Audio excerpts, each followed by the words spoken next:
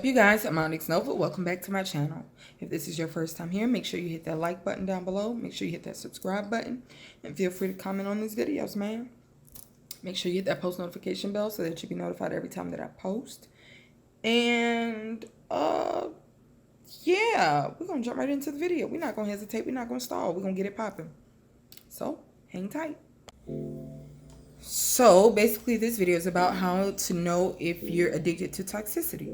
A lot of times we're toxic people and we don't even realize we're the toxic ones. We like to blame other people for our issues in a way. And really we're the reason for our issues. But this video is a few ways to know if you're how and if you're addicted to toxicity.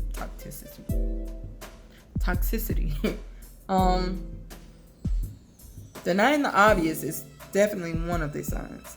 Like, for example, you'd be like, I know he cheated on me multiple times, but he says he loves me and he's gonna change, and you know, maybe it won't happen again, and all this stuff, and you know, he's whispering them sweet nothings in your ear and all that good stuff. So you stay, and you stay again. You stay the next time too. You continue to stay. You continue to cry. You continue to fuss. You continue to cut up his clothes, bleach his clothes, flatten the tires on his car, show up at the girls' houses, and do whatever. You're addicted to the drama and the toxicity that comes along with being with that person. Because if you weren't, you change the situation. Either you'd walk away and leave him. You'd walk away and leave him. Or you walk away and leave him. You know what I'm saying?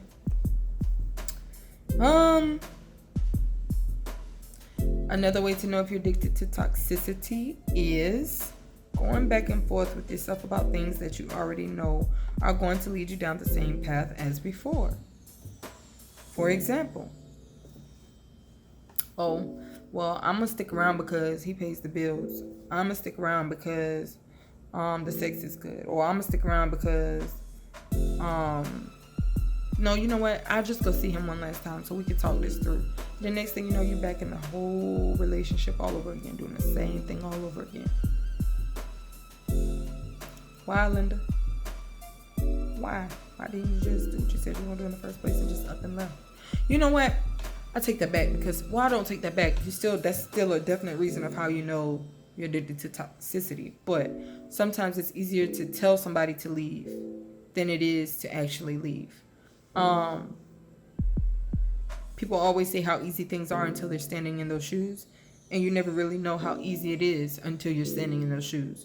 So it's not as easy as just getting up and leave or just getting up and go. Sometimes it takes time, and I get that. But how much time, Sway? How much time you need, baby? How much time? You got to get it together at some point or another and just be like, okay, I'm done. I'm tired of being stressed out, aggravated, depressed, losing weight, losing my hair, can't grow my nails, got no appetite.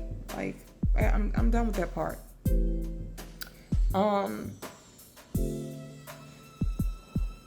When you find yourself justifying the other person's actions, meaning, oh, she wouldn't have done this if I had done this, or he wouldn't have done that if I had just been a little bit more patient, or, you know, maybe if I had just done this right, you know, maybe things would be a little bit different. You can't justify their actions. Their actions are their actions. Either they apologized and changed it, or they apologized and kept doing it. How you choose to deal with that is completely on you, of how you choose to deal with it. But that also shows how you can be addicted to toxicity, because you know that this situation is going to constantly bring you stress and aggravation again, and you still stay. So sometimes we're addicted to the drama that comes behind certain situations and certain relationships. So you don't leave, you stick around. Another way to know that you're addicted to toxicity: when they're unfaithful, they're mean to you, they cuss you out, they abuse you mentally, mentally, physically, emotionally, sexually, however, and you leave. And then they come find you, or they call you back to back, or they text you consistently, back to back, when you wasn't getting this kind of treatment when y'all were together and on good standings. So Now that you done left, they're gonna call you and text you and beg for you to come back and claim to have changed, and I promise this time will be different and all of this stuff. So you go back. Then it happens again. And it's the same cycle over and over again. You leave again. They beg you to come back. They crying, pleading, on one knee. Snot coming out their nose.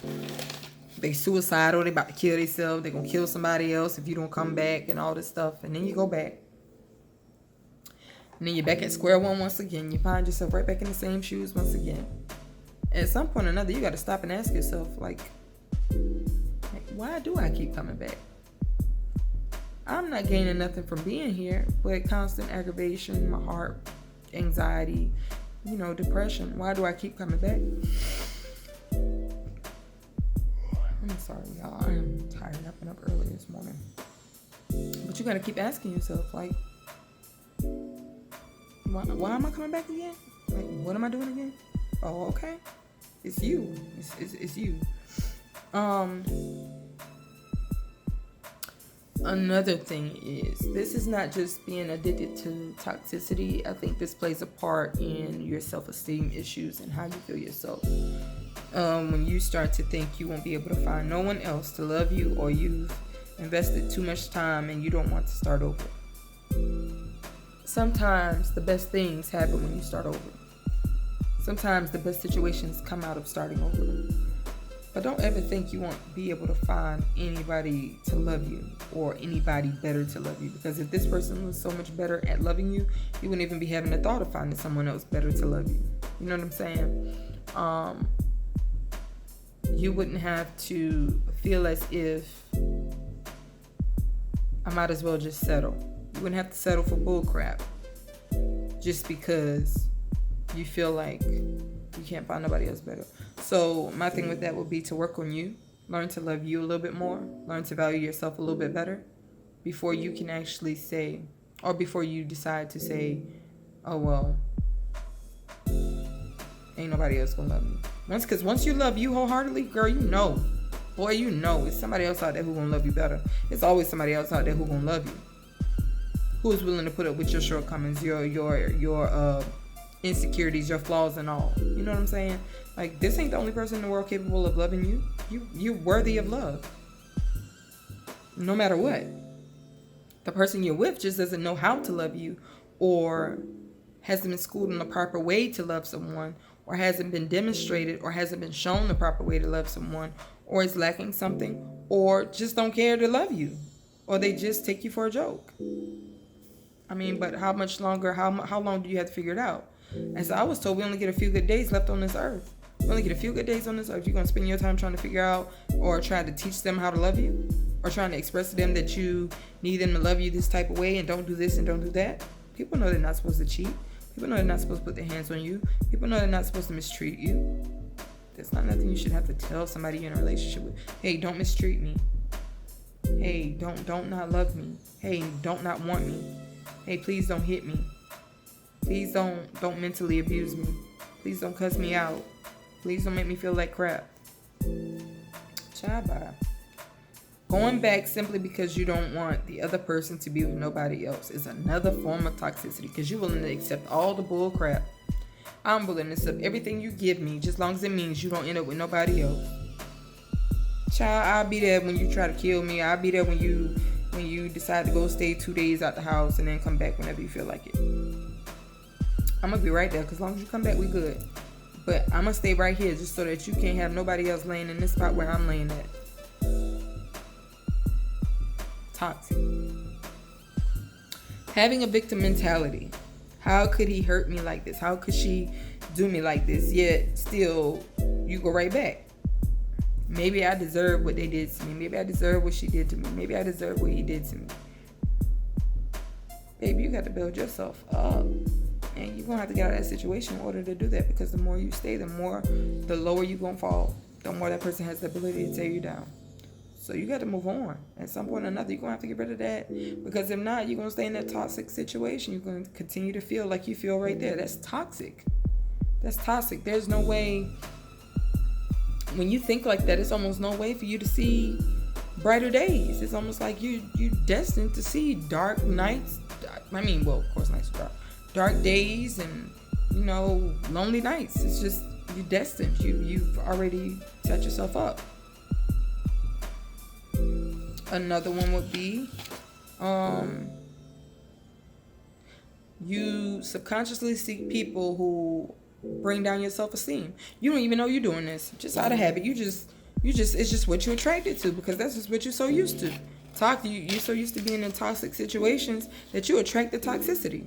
You attract those kinds of people. You attract those kinds of females. You attract those kinds of men to make you feel like crap. And you won't even do it intentionally. But that's what you're used to so much, you can't help but have it.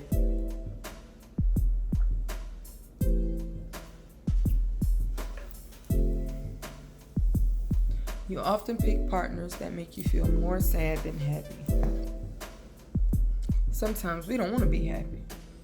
We want the pity party. We want to be sad all the time. We want people to wonder what's wrong with us all the time. We just want to be down and out all the time. That's toxic for the next person. Like, I'm going to be around you and be happy if you always down and sad, and I can't be around you like, yeah, I'm good, and then you over there just balled up in the corner crying. Like, that's not good for me. Now you are the toxic one for me. I'm not being toxic to you. You being toxic for me now. I have to reevaluate my situations and my circumstances and my surroundings, because I can't have you in my center bringing down my energy because you decide to self-loathe. You gotta pick yourself up.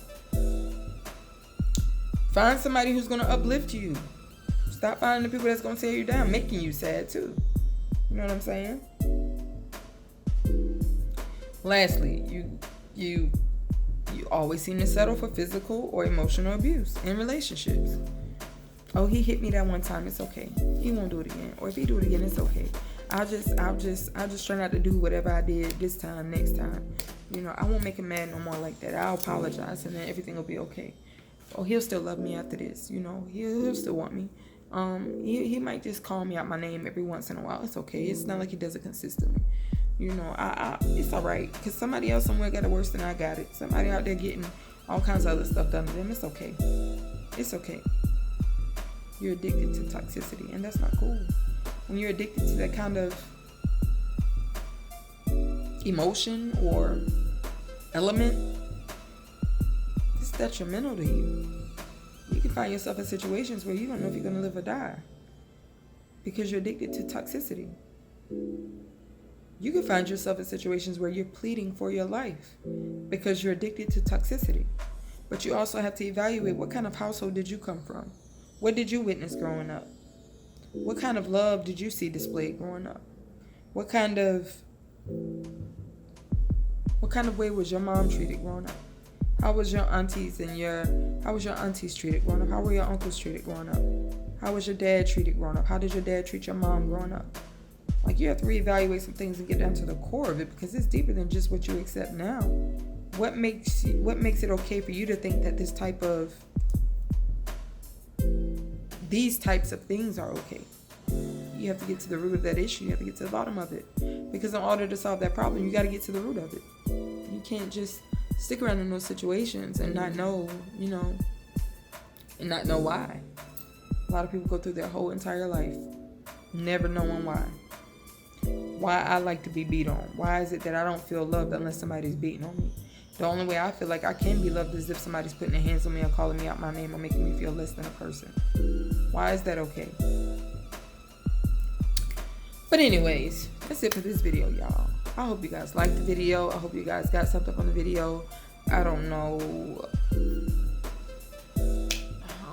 I hope you guys really enjoy watching my videos. If you haven't seen any of the other videos, please go watch them. And yeah, for more videos like this, give this video a thumbs up, like, comment, subscribe, hit that post notification bell so that you'll be notified every time that I post, because you don't want to miss these videos, man. Real life situations. I'm just waiting on to get a little bit more supporters before I start dropping these poetry videos. I'm thinking I might not want to wait. I'm thinking the next couple in between, somewhere in there, I might drop one in there. just to see the reactions of my supporters and see what they think, see what other people think, see the comments. But yeah, until then, I'm gonna catch y'all in the next video.